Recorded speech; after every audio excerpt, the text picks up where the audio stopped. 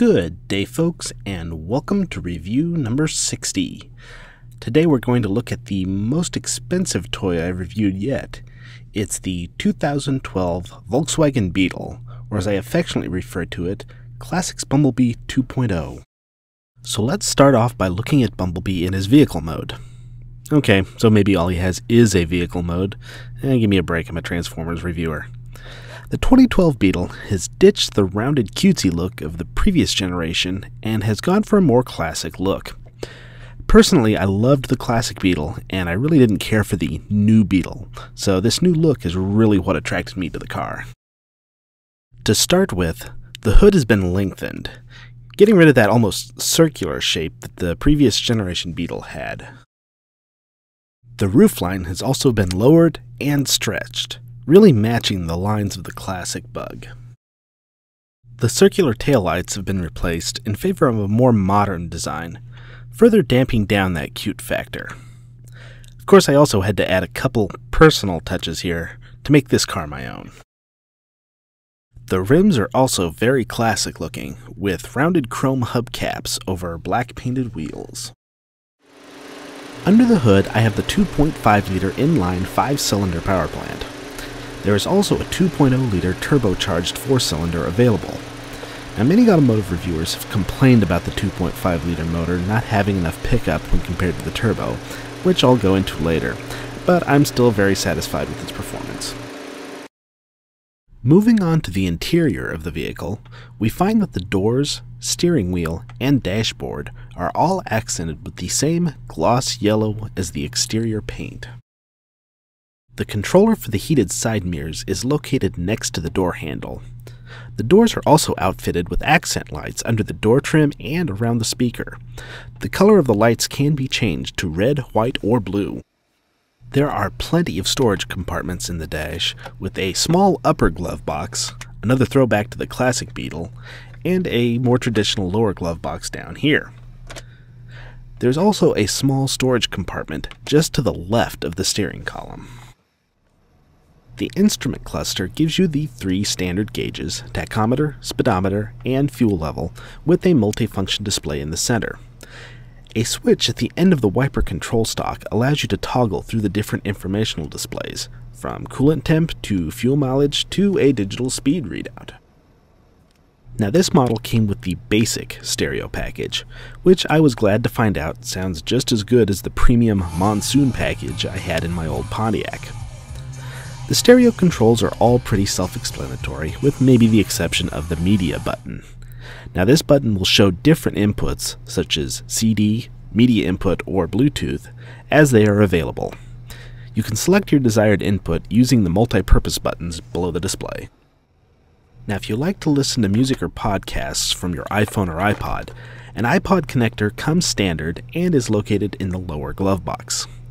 I was pleased to find out that the lightning adapter for the iPhone 5 works perfectly with this system, unlike some other systems out there. And if you have another type of device, you can utilize the 1/8-inch stereo jack located in the storage compartment below the center stack. The overhead console contains your typical map lights, which also serve as the dome lights in this vehicle. The Bluetooth system for your phone and music can also be accessed through the overhead console. This system uses voice commands for most of the functions. Main menu. The center console contains 3 cup holders, 2 12-volt jacks, and a couple open storage compartments. Newer models come with an armrest and a closed storage compartment. The air conditioning controls are pretty standard, with a temperature dial, a fan speed dial, and a vent selector dial. In addition, heated seats come standard on the Beetle, with the control button located above the AC controls. The seats come standard upholstered in leatherette, which I find to be as good or better quality than the actual GM leather I had in my old Pontiac. Of course, being a compact car, the legroom in the back is pretty sparse. However, there is plenty of room in the back for the kids, and I have no problems getting them in or out. The rear storage area provides plenty of room if you need to make a grocery run, but mostly I just keep my laptop case back here. The back seats do fold down to provide some extra room if necessary. So far, the only problem I've experienced with the vehicle is the pinch protection on the power windows. This is a known problem with the 2012 Beetles, where the window will stop or go back down while trying to raise it. Volkswagen now has a fix for this, and mine will be going into the shop soon. Well, enough about all the amenities. Let's see how this thing drives. Now, to preface this, I am far from a professional automotive reviewer. I've driven a few performance vehicles in my time, and I've even taken the BMW one-day driver's training course with a friend. But I've never owned one, and I don't profess to be an expert in these things. Also, as far as compact cars go, the only one that I've ever owned was a Pontiac Sunfire that I had when I was in school. And looking back at it, yeah, it was a piece of crap.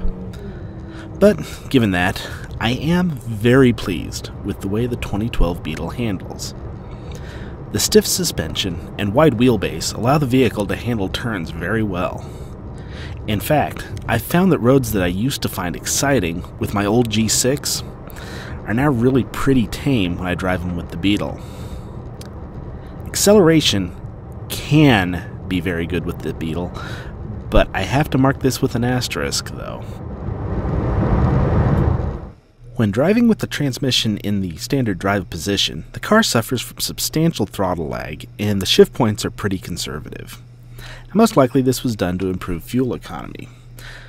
When you shift to the sport mode though, most of that throttle lag disappears, and you can take the engine clear to redline before it shifts, giving you much better performance. You can also move the shifter to the Taptronic mode and manually select your gears, further improving performance over the standard drive mode. Now, because you can shift between drive and sport at will, many times I will start out accelerating with the transmission in the sport mode, and then drop back into drive when I reach my cruising speed.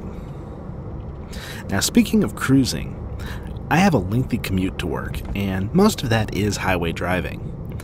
I spend roughly 3 hours a day in my car. I'm finding that the Beetle is pretty comfortable for those long drives. The seats are comfortable, and while the suspension is stiff and good for cornering, it's not too stiff where it feels like I'm riding on a washboard. The fuel mileage is proving to be just okay, and around 33 to 35 miles per gallon on the highway. It's not great, but it's decent. Summing up the 2012 Beetle, is it the best performing car at its price? Nah, there's better cars out there. Does it have the best fuel economy? Nope, it gets beat there too. How about comfort and amenities? I enjoy it, but it probably could get beat in this category as well. So why would I recommend this car? Well, it comes down to one word: personality. When I saw this car on the lot, I was immediately drawn to it. My first thought was, sweet, it's Bumblebee. My second thought was that this car is me. Now, I'm still a 12-year-old trapped in a 34-year-old body. I consider myself to be a pretty fun and lighthearted guy, and this little yellow bug just seems to fit who I am. Despite being the engineer that I am, the Beetle isn't a car I would buy based on the numbers. It's a car I bought from the heart.